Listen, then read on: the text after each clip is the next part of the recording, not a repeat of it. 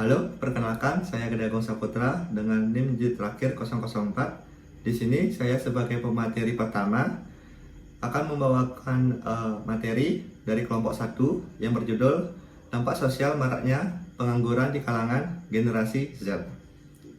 Masalah pengangguran Gen Z di Indonesia dikemukakan oleh Badan Pusat Statistika atau BPS menyoroti bahwa kenyataannya sekitar 10 juta penduduk di Indonesia berusia 15 tahun sampai 24 tahun itu merupakan mengalami pengangguran atau NET, atau kepanjangan dari NET itu merupakan Not Employment, Education, or Training. Jadi tujuan dari kelompok kami mengambil judul tersebut untuk menjelaskan bagaimana ruang lingkup pengangguran di kalangan Gen Z di Indonesia. Yang kedua, menganalisa penyebab pengangguran di kalangan Gen Z di Indonesia. Yang ketiga, memaparkan dampak pengangguran di kalangan Gen Z terhadap pertumbuhan ekonomi di Indonesia. Data BPS menunjukkan bahwa sekitar pengangguran secara umum tetap menjadi masalah yang signifikan, dengan sekitar 7,2 juta orang yang menganggur per Februari 2024. Pembahasan permasalahan pengangguran di kalangan Gen Z, yaitu masalah pengangguran di kalangan Gen Z merupakan salah satu tantangan serius yang dihadapi oleh Indonesia saat ini. Sekitar 10 juta penduduk yang berusia 15 sampai 24 tahun yang dirilis oleh Badan Pusat Statistika atau BPS menunjukkan 10 juta tersebut mengalami pengangguran atau tergolong dalam kategori Not Employment, Education, or Training, atau bisa disingkat NET. Istilah NET menunjuk pada penduduk yang usia muda rentan 15 tahun sampai 24 tahun yang tidak bersekolah, bekerja, ataupun mengikuti pelatihan. Kondisi ini mencerminkan ketidakaktifan produktif yang sangat memiliki dampak signifikan terhadap pertumbuhan ekonomi dan kesejahteraan sosial masyarakat, atau apalagi di generasi Z ini. Masalah pengangguran di kalangan generasi Z tidak hanya menjadi masalah individual, tetapi juga mempengaruhi stabilitas ekonomi dan sosial secara keseluruhan. Selain itu, adanya disparitas antara ketersediaan lapangan kerja di perkotaan dan pedesaan juga dapat menjadi faktor yang mempengaruhi tingkat pengangguran Gen Z, sehingga BPS mencatat bahwa jumlah NET di perkotaan lebih tinggi daripada di pedesaan. Selain faktor internal, situasi ekonomi global dan nasional juga dapat mempengaruhi tingkat pengangguran generasi Z. Fluktuasi ekonomi, perubahan kebijakan pemerintah, dan faktor-faktor lainnya dapat menciptakan ketidakpastian di pasar kerja yang pada gilirannya dapat mempengaruhi kemampuan generasi Z untuk memperoleh pekerjaan yang stabil dan layak. Baik, sekian dari materi dari saya. Akan dilanjutkan oleh rekan saya. Terima kasih. Halo, perkenalkan nama saya Made Narayana Manipuspaka Kandita dengan NIM 23075110009. Nah, di sebelumnya tadi kita telah membahas tentang Gen Z atau Gen Z, di mana saya adalah salah satu dari Gen Z tersebut. Gen Z itu adalah generasi yang lahir setelah lahirnya generasi milenial, di mana tahun kelahirannya itu antara tahun 1997 sampai dengan 2012 menurut Badan Pusat Statistik. Lalu Gen Z ini biasanya terkenal dengan isu-isu pengangguran, atau setelah lulus dari bangku sekolah terkena isu kesusahan mencari kerja.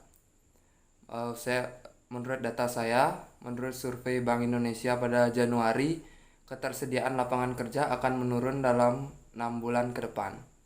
Lalu Sekjen Kemendikbud juga menyatakan bahwa pendidikan tinggi adalah suatu hal yang opsional. Dan juga banyak perusahaan di Indonesia melakukan freezy hiring, di mana freezy hiring ini adalah pembekuan perekrutan karyawan baru, di mana perusahaan melakukan pembatasan atau tidak mengadakan perekrutan pada karyawan baru.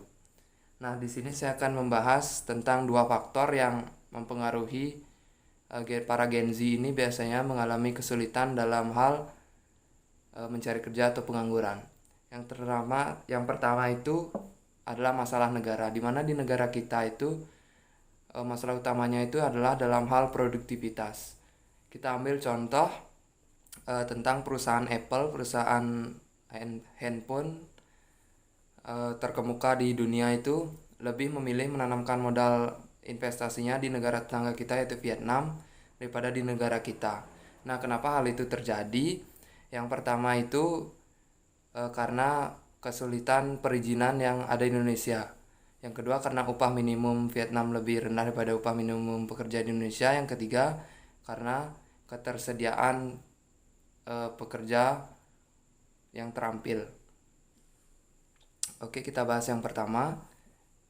Kesulitan perizinan di Indonesia itu kita tahu bahwa birokrasi kita itu masih melakukan atau masih menerapkan perizinan yang berbelit-belit, di mana hal itu harusnya bisa disederhanakan dan investor itu menjadi enggan untuk menanamkan investasinya di negara kita karena masalah perizinan yang terlalu sulit.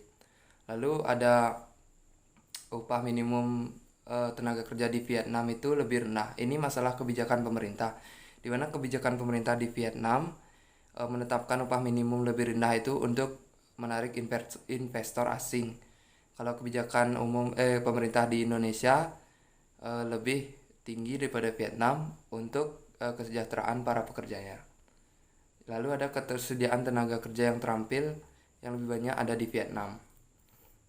Yang kedua yang akan saya bahas adalah masalah pendidikan, di mana data saya ada hanya 10% dari penduduk Indonesia yang memiliki akses ke perguruan tinggi, yang dimana padahal pendidikan tinggi yang masih relevan untuk memenuhi kebutuhan tenaga kerja. Nah, kenapa hal ini menjadi faktor? Yang pertama karena kurikulum di Indonesia itu masih banyak menerapkan teori dan hafalan. Padahal di perusahaan atau di pasar kerja nanti, perusahaan itu membutuhkan tenaga kerja yang mempunyai keterampilan praktis dan problem solving. Yang kedua adalah kualitas pendidikan yang tidak merata. Kita ambil contoh kecil di antara desa dan kota saja, kesenjangan dalam kualitas pendidikan itu masih belum merata. Misalnya dalam kelas 2 SD antara SD di kota dan di desa itu bisa terlihat perbedaannya. Seperti itu. Baik, selanjutnya akan dilanjutkan oleh rekan saya. Perkenalkan, nama saya Niputu Cahaya Lestari dengan NIM akhir 024. Di sini saya akan melanjutkan materi yang telah dijelaskan oleh rekan saya tadi mengenai permasalahan pengangguran. Baik, langsung saja ke subbabnya, masalah lapangan pekerja. Nah, penyerapan tenaga kerja di Indonesia masih tergolong rendah. Dalam 15 tahun terakhir, sektor formal terus menurun. Setiap 1% pertumbuhan ekonomi hanya menciptakan 200 pekerja baru, jauh di bawah kebutuhan. Banyak pekerja di sektor formal membutuhkan high skill labor, sedangkan banyak Gen Z belum memenuhi kategori ini. Sektor informal seperti freelance dan content creator akan meningkatkan Gen Z lebih suka fleksibilitas dan kebebasan. Namun sektor ini tidak cukup untuk menyerap seluruh tenaga kerja, yang dimana ekonomi global yang akan sedang melambat juga akan memperparah situasi ini. Selanjutnya, mengenai masalah Gen Z. Nah, masalah ini juga datang dari Gen Z itu sendiri. Banyak employer merasa Gen Z kurang serius dalam mencari pekerja. Nah, mereka sering tampil tidak rapi dalam wawancara, menggunakan bahasa informal dan kurang memiliki urgensi. Selain itu, Gen Z lebih sering dianggap kurang tahan mental dan cepat merasa overwork. Preferensi mereka cenderung ke sektor jasa dan pekerja freelance yang lebih fleksibel. Untuk mengatasi masalah ini, Gen Z perlu mengubah mindset yang lebih serius dalam menghadapi tantangan di dunia kerja. Pendidikan tersier harus lebih ditekankan dan mereka lebih perlu mengejar skill digital yang sangat dibutuhkan pada masa depan. Selanjutnya saya akan memberikan kritik dari pembahasan yang telah saya jelaskan tadi. Nah, pembahasan yang diberikan dalam materi tersebut memberikan gambaran yang cukup komprehensif tentang masalah pengangguran di kalangan generasi Z di Indonesia. Namun, terdapat beberapa kritik yang perlu dipertimbangkan untuk memperdalam pemahaman kita terhadap permasalahan ini. Yang pertama, Meskipun data disajikan memberikan gambar yang cukup jelas tentang jumlah NEET di Indonesia, informasi tentang penyebab yang mendasari mungkin kurang dalam analisis tersebut.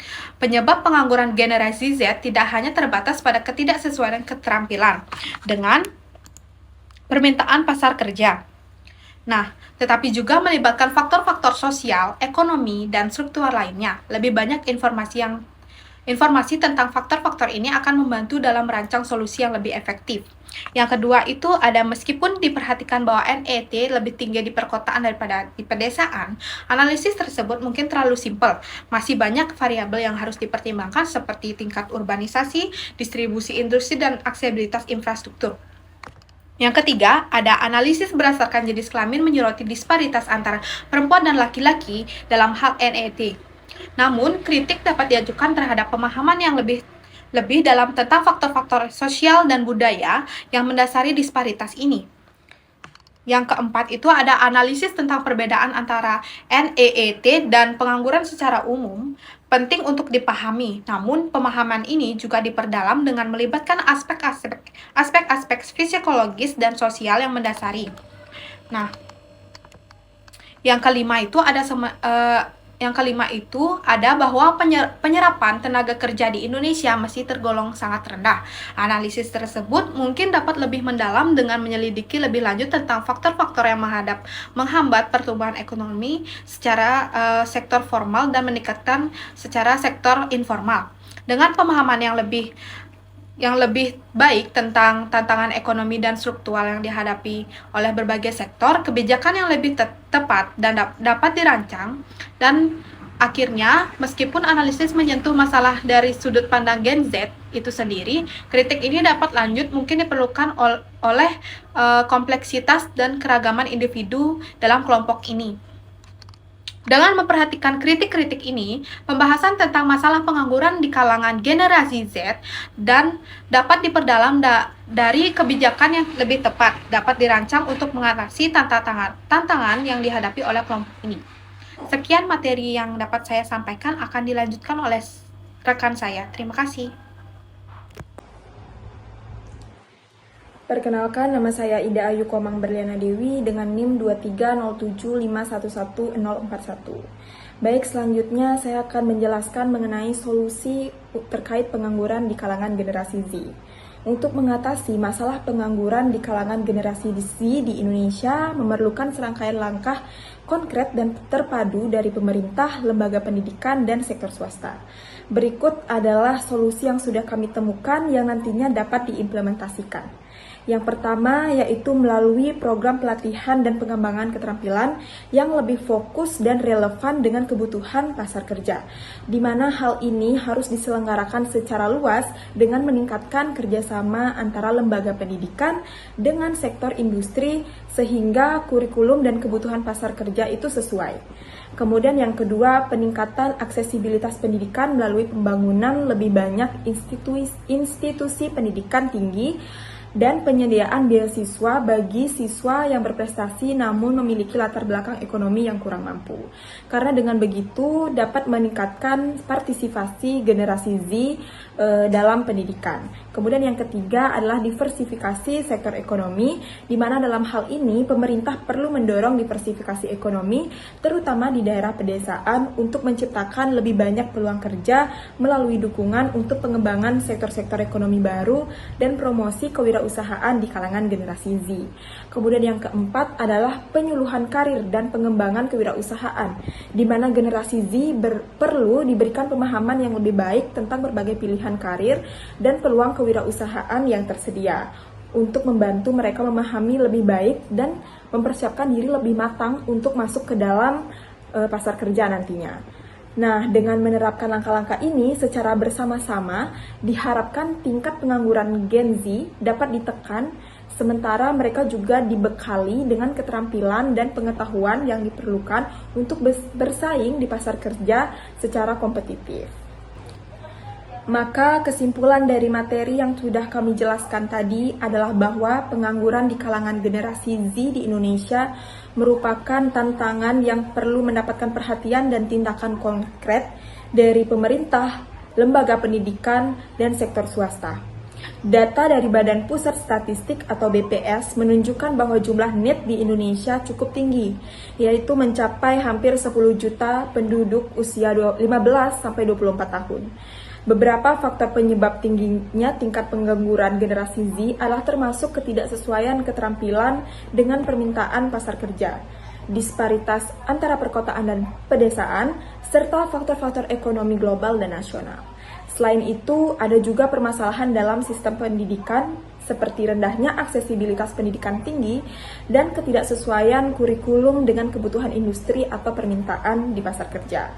Untuk mengatasi masalah tersebut, beberapa solusi sudah saya jelaskan tadi, yaitu termasuk penguatan keterampilan dan pelatihan, kemudian peningkatan aksesibilitas pendidikan, diversifikasi sektor ekonomi, serta perluasan infrastruktur pendidikan dan pelatihan, serta penyuluhan karir dan pengembangan kewirausahaan. Selain itu, perbaikan sistem pendidikan dan pengembangan infrastruktur ekonomi juga menjadi kunci dalam menyelesaikan masalah pengangguran di kalangan generasi Z. Namun, ada beberapa kritik terhadap analisis yang telah disampaikan, termasuk kurangnya pemahaman tentang faktor-faktor mendasar penyebab pengangguran, serta analisis yang dirasa terlalu simpel tentang disparitas antara perkotaan dan pedesaan. Oleh karena itu, diperlukan pendalaman pemahaman tentang masalah ini untuk merancang solusi yang lebih efektif. Secara keseluruhan, penyelesaian masalah pengangguran di kalangan generasi Z ini sebenarnya membutuhkan kerjasama antara berbagai pihak dan implementasi langkah-langkah yang terintegrasi dan berkelanjutan. Dengan demikian, diharapkan dapat terjadinya penurunan signifikan dalam tingkat pengangguran generasi Z di Indonesia, serta peningkatan kesejahteraan ekonomi dan sosial masyarakat secara keseluruhan. Sekian penyampaian materi dari kelompok kami. Semoga apa yang kami jelaskan dapat bermanfaat untuk kalian semua. Terima kasih.